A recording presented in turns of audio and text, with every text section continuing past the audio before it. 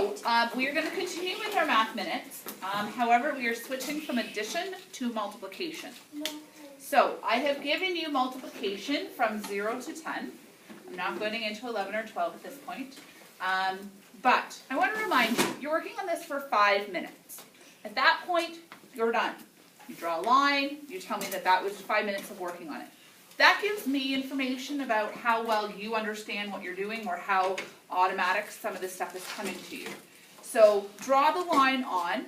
If you have a parent at home that says to you, no, you're finishing the page, then you finish the page.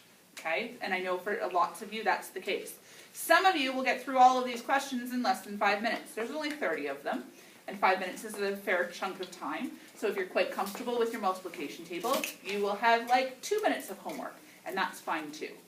Okay, so there is still 5 nights. You should be recording, needs to be handed in because, so it'll be Thursday because the PA day comes the following week. So you have the 7 days to complete 5 nights for 5 minutes. Questions? Do we, like, if we get done, in, 5 minutes, but do we write down how many minutes we got it done No, in? I don't need to know that, but do draw a line at the very end to let me know that you made it through it in under 5 minutes, okay? Any other questions? Yeah, it's not a timed thing.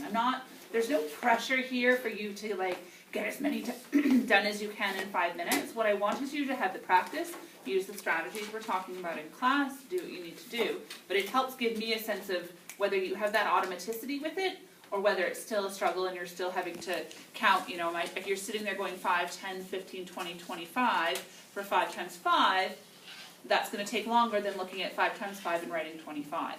So it just helps me understand where you are at, and there's no point in lying about it, just own where you're at and that's fine. But I don't want people spending a whole lot more time than the 5 minutes unless your parents have said that that's what they want you to do. Okay? Pardon? If your parents want you to do it, Yep. do you record it still? Yeah, so let's say you're working through it and you get halfway through in 5 minutes. I would just draw the line there to show that that's where I got to, and then you would finish up the questions. Okay? But what if your parents want you to finish it? Then you just draw a line at the end? No, you draw the line where you finished at 5 minutes, and then you solve the rest. Okay, so wherever you finish in 5 minutes time just helps me to understand that's where you're at. Okay, Porter? What if they say, my parents haven't said this, but what if they say just don't time it and just do everything?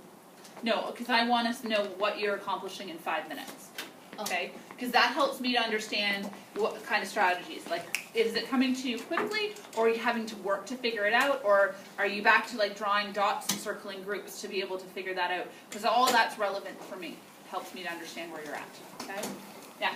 What if you do all the easy ones first and then go to the hard ones? So you need to be working through them in order. Because I know, you look at some of them and go, I know my 0 times table like that. 0, 0, 0, 0, 0. But that doesn't help me in figuring out which questions you got in that 5 minute time range and which ones you didn't. Okay? So try to work through them kind of in order. Any other questions? Really not much different than what we would normally do, other than please don't start adding them. Okay? We are multiplying now, because I will get some back where you will have started to add. So this is multiplication. All right? Thank you, Austin.